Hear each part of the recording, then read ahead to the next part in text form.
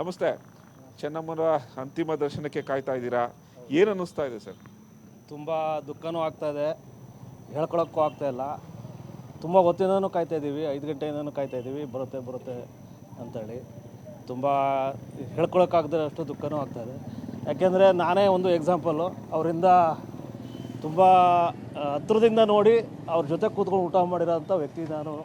ಹಾಗಾಗಿ ಅವ್ರನ್ನ ಕಳ್ಕೊಂಡಿರೋದು ತುಂಬ ದುಃಖನೇ ಅಂತ ಅನಿಸ್ತಾ ಇದೆ ನಮಗೆ. ಅಷ್ಟೇ.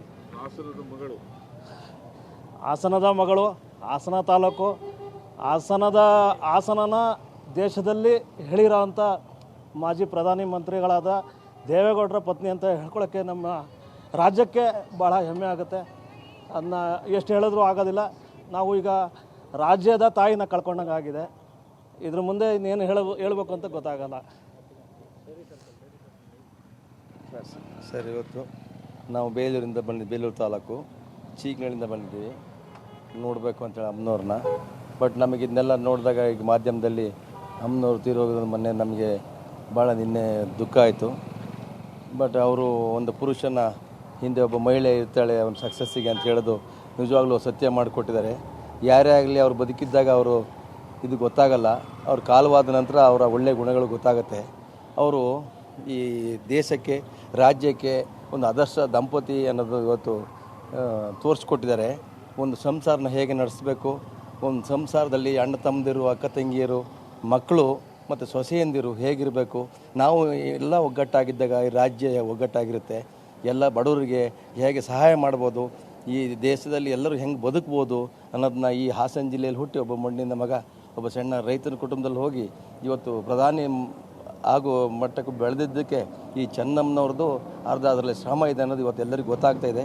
ಆ ಟಿ ವಿ ನೋಡಿದಾಗ ಈ ಇಳಿ ವಯಸ್ಸಿನಲ್ಲೂ 94ನೇ ವಯಸ್ಸಲ್ಲೂ ಒಂದು ಗಂಡ ಹೆಂಡತಿ ಹೆಂಗಿದ್ದಾರೆ, ಒಂದು ಹಿರಿಯ ಜೀವಗಳು ಒಬ್ರನ್ನೊಬ್ರು ಬಿಟ್ಟು ಇರಲಾರರು, ಅದನ್ನ ನೋಡಿದಾಗ ನಮಗೂ ಭಾಳ ಮನಸ್ಸಿಗೆ ನೋವಾಗುತ್ತೆ.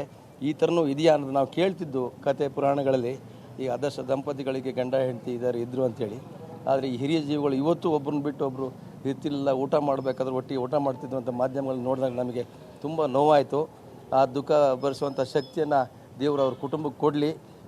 ಇವರು ಆದರ್ಶ ದಂಪತಿಗಳು ಮತ್ತು ಇವ್ರದ್ದೊಂದು ಸಹಾಯ ಗುಣಗಳು, ಇವ್ರು ಮಾಡಿರ್ತಕ್ಕಂಥ ಸೇವೆ ಇಡೀ ಭಾರತ ದೇಶದ ಉದ್ದಕ್ಕೂ ಎಲ್ಲರಿಗೂ ಇದೊಂದು ಆದರ್ಶವಾಗಲಿ. ಅದನ್ನು ಅಳವಡಿಸ್ಕೊಳ್ಳಿ, ಮುಂದೆ ಅನುಕೂಲ ಎಲ್ಲರೂ ಮಾಡ್ಕೊಳ್ಳಿ ಅಂಥೇಳಿ ನಾನು ಎರಡು ಮಾತು ಮಾಡ್ತೀನಿ. ಅಮೃತ, ಇದಿಷ್ಟು ಚೆನ್ನಮ್ಮನವರ ಬಗ್ಗೆ ಮಾತಾಡ್ತಾ ಇದ್ರು. ಇನ್ನೊಂದಷ್ಟು ಇಲ್ಲಿ ಕಾಯ್ತಾ ಇರುವಂಥ ಜನರನ್ನು ನಾನು ಮಾತಾಡಿಸ್ಕೊಳ್ಳೋಕೆ ಪ್ರಯತ್ನ ಪಡ್ತೀನಿ. ಇಲ್ಲಿ ಮಹಿಳೆಯರು ಕೂಡ ಇದ್ದಾರೆ, ಅವ್ರನ್ನೂ ಕೂಡ ನಾನು ಮಾತಾಡಿಸ್ತಾ ಇದ್ದೀನಿ.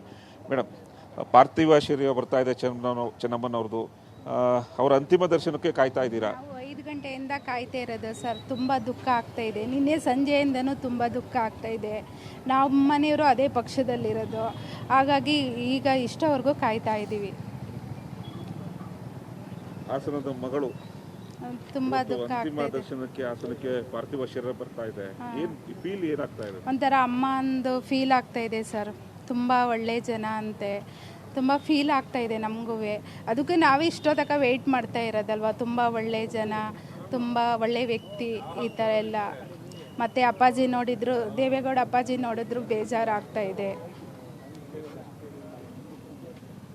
ಇದಿಷ್ಟು ಇಲ್ಲಿನ ಜನಗಳು ಅವರ ಬಗ್ಗೆ ಅಭಿಪ್ರಾಯಗಳನ್ನ ಹೇಳ್ತಾ ಇದ್ರು.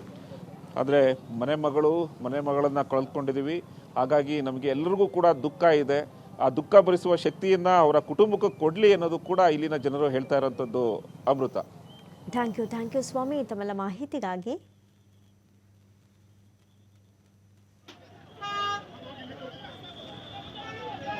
Hey,